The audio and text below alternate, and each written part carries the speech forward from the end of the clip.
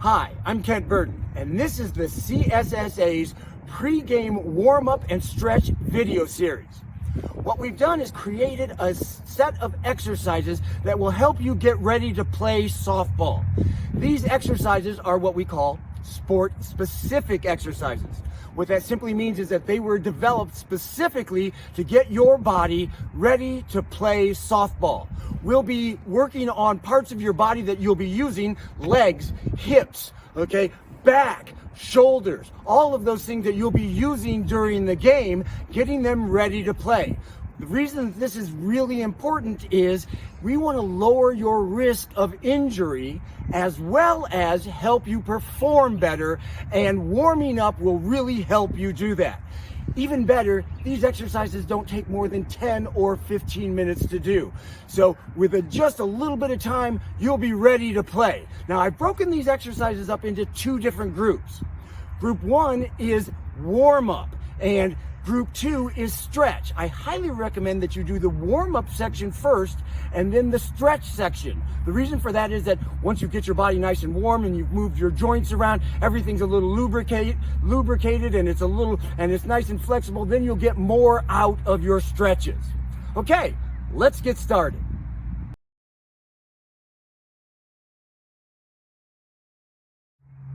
This is light jog. This is a great way to get started out. All we're trying to do is get the body warm. We're just getting this process of getting the joints in the body moving. All I'm going to do is lightly jog. We want to keep in mind that you want to try and involve as much as the body with this as you can. So light jog looks like this. See how I've got the arms moving back and forth pretty hard? Legs go, light jog, go down, 30 to 60 yards, turn around, light jog back. Super simple. Just a light jog. Light jog. This is high knee jogs against the fence. What we're doing here is we're getting our body ready to do things like run down to first or chase down that deep fly ball. What we're trying to do is get our hips and legs and calves ready to do ballistic movement. So we're going to do kind of a ballistic movement, but we're going to do it safely against the fence. You'll want to do this for somewhere between 10 and 15 seconds, and you can do it 1 to 3 times. Okay, it looks like this. Lean up against the fence, get my legs slightly back, and I'm going to pull my knees up and down and up and down. You can start out doing just like this, as if you were marching against the fence, and then you're going to go, and then a little harder. Good. 10 to 15 seconds. High knee jogs against the fence.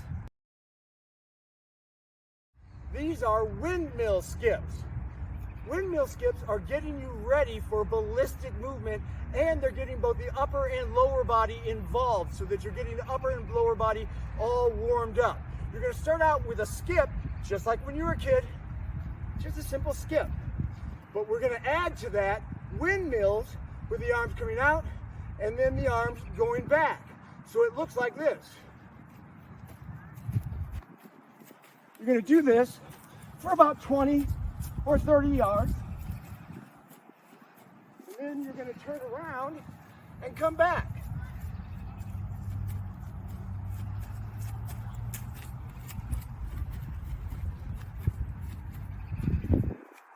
Windmill skips. This is walking hip twists. This one takes a little coordination, but what it's going to do is help you get your back and your lower body nice and warmed up. What we're going to do with this particular exercise is we're going to walk. It's a simple walk, but you're going to walk, and as you step out with that foot, arms are going to come up, and you're going to turn in the direction of the leg that is out in front, and turn as far as you can. And then you're going to step and turn, and step and turn. You're going to do that for 20 to 30 yards. You're going to turn around and come back, and you're going to do that 1 time. So it looks like this, walking hip twists.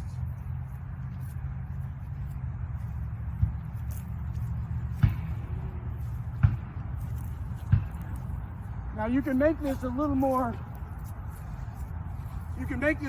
woohoo this way by really turning and lowering in that walk.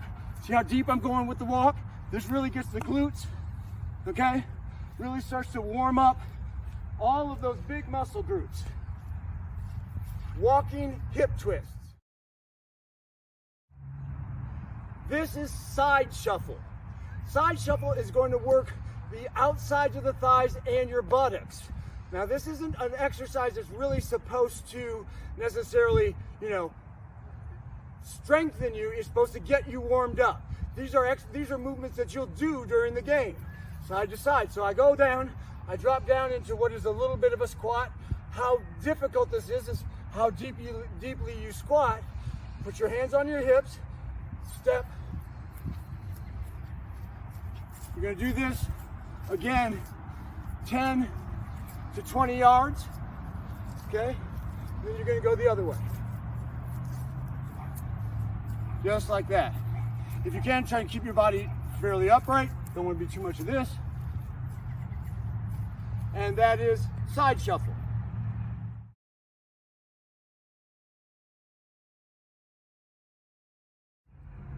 This is calf stretch. Calf, which is the lower part of your leg, these are really important. We use this a lot when we play softball. You're gonna push off of the calf as you hit. You're gonna be running from first to second and pushing off. You really wanna make sure these calves are nice and warm and nice and flexible. So we're gonna come up against the fence. You're gonna place your hands against the fence. You could do this against the wall too if you wanted to. You're gonna take your right foot and place it behind your left foot and press the heel down towards the floor. Then you're going to lean with that leg nice and straight into the fence and press deeply and hard down towards that heel until you feel a deep stretch in the calf muscle, lower part of your leg. You're going to hold this for 10 to 15 seconds, and then you're going to switch sides. Left foot goes back, heel goes down, lean into the fence, push back, keep that back leg, that left leg nice and straight. Feel a deep stretch in that left calf. Hold it for 10 to 15 seconds, and that's calf stretch. This is hamstring stretch. There's a lot of different ways to do hamstring stretch. I chose this particular exercise because it means that you don't have to get down on the ground. Sometimes it's wet and nasty out. You don't have to put your foot up on the fence and risk falling over or getting your cleats caught in it. This is a safe way to do the hamstring stretch, and it's fairly simple. So what I'm gonna do is get my legs nice and wide. I'm gonna turn and face the fence so that my hips are square with the fence, and I'm gonna keep my front leg, this is my right leg, front leg, nice and straight.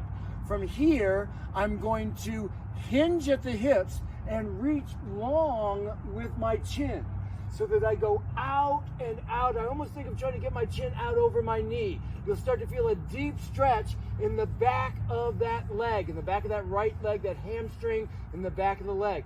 You're gonna hold this position for 10 to 15 seconds, and then you're gonna switch sides. The other side looks the same. You're gonna get the feet and legs nice and wide. Front leg, we wanna make sure the front leg is nice and straight, okay? I'm going to hinge again at the hips. I'm going to reach with the chin. I'm gonna lengthen out until I feel that hamstring stretch. I'm gonna hold it for 10 to 15 seconds, and then I'm gonna come back out, and that is hamstring stretch. This is quadriceps stretch. Quads are the fronts of the thighs. You really want to make sure you get these nice and stretched out. So for safety's sake, I'm going to turn and face the fence. I'm going to reach out and grab a hold of the fence for stability. From there, I'm going to bring my knee up and grab a hold of either my shin or my ankle, or I can always also reach down and grab a hold of that foot. Okay, I'm going to stand up nice and tall, and then I'm going to slowly pull my heel up towards my buttocks.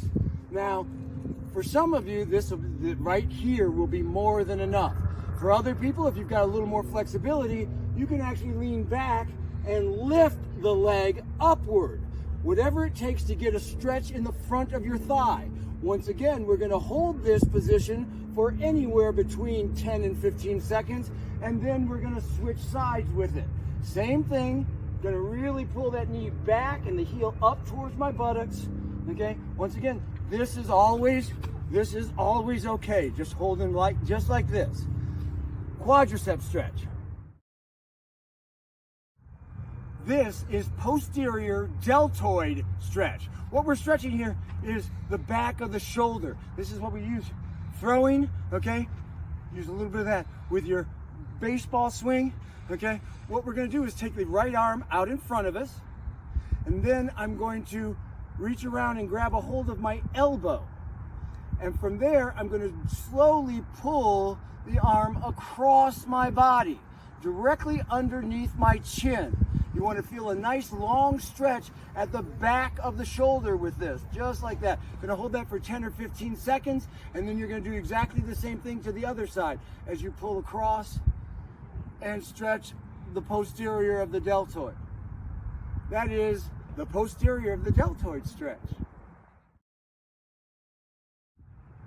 This is the chest opener stretch. What we're going to be stretching is the chest, the pectoral major, minor as well as the front of the deltoid muscle. So what we're going to do is we're going to start out by standing up nice and tall. We're going to reach around behind us and clasp our hands together.